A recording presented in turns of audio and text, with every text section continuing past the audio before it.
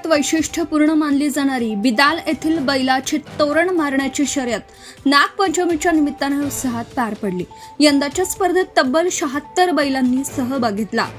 14 फुटांवरील पहिल्या फेरीत 40 बैलांनी तोरण मारला। त्यानंतर 16 फुटांवर झालेल्या फेरीत 13 बैलांनी यश मिळवलं, तर 18 फुटांवरील अंतिम फेरीत 5 बैलांनी तोरण मारलं। 18 फुटांवरील तोरण मारणाऱ्या शिवाजी नथुराम जगदाळे यांचा बाजा, गौरव जाधव यांचा प्रधान, दौलत सोपान जगदाळे यांचा सारंग, गणेश सुतार विसापूरकर यांचा श्री गणेश आणि विश्वनाथ सर्जेराव जगदाळे यांची चिमणी गाय यांना सामुदायिक प्रथम क्रमांकाचा 51,000 रुपये व आकर्षक ट्रॉफी देण्यात आली।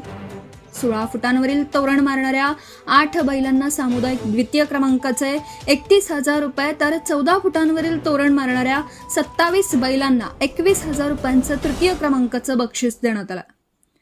गोंदवले, म्हसवड, विसापूर, गोडोली, खातगुण, शिंदी, आंधळी, दहिवडी, कलेढोण आणि बिदाल आदी गावांमधून बैल स्पर्धेसाठी आले होते। सनई, डफडे आणि पिपाणीच्या सुरांनी दिवसभर परिसर दुमदुमून गेला।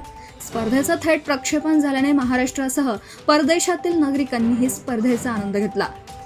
गायींचा विशेष सहभाग। यंदाच्या स्पर्धेचं विशेष आकर्षण म्हणजे गायींचा सहभाग। शंकर चिरमे यांच्या गायीने 14 फुटांचे, आकाश तांदळे यांच्या दिलबरने 16 फुटांचं, तर विश्वनाथ जगदाळे यांच्या चिमणीने 18 फुटांचं तोरण मारलं। विशेष म्हणजे पहिला आणि शेवटचा फेरा गायीने पूर्ण केला। बाजाचा सलग चौथ्यांदा मान।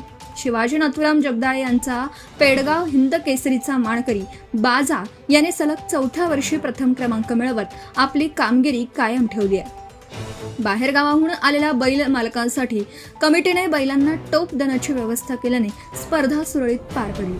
पंच कमिटीने चोख कामगिरी बजावली आहे, तर समालोचक म्हणून किशोर इंगवले आणि धनंजय जगदाळे यांनी काम पाहिलं। गेली 44 वर्ष अखंडित सुरू असलेल्या या स्पर्धेच्या परंपरेत कैलासवासी साहेबराव जगदाळे, कैलासवासी ज्ञानदेव चिरमे, कैलासवासी धोंडीराम जगदाळे आणि कैलासवासी निवृत्त जगदाळे यांच्या योगदानाची यावेळी आवर्जून आठवण करण्यात आली। Subscribe now and press the bell icon.